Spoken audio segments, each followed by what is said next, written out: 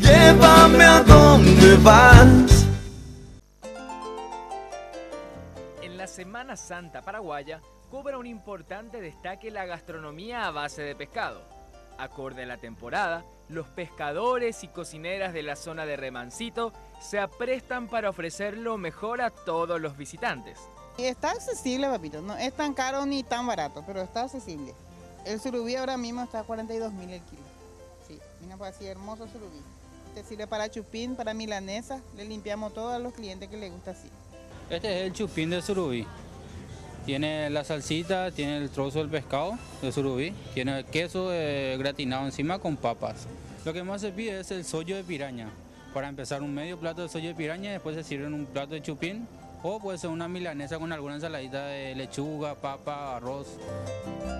Pescados frescos y exquisitos platos aguardan por quienes decidan pasar por el lugar.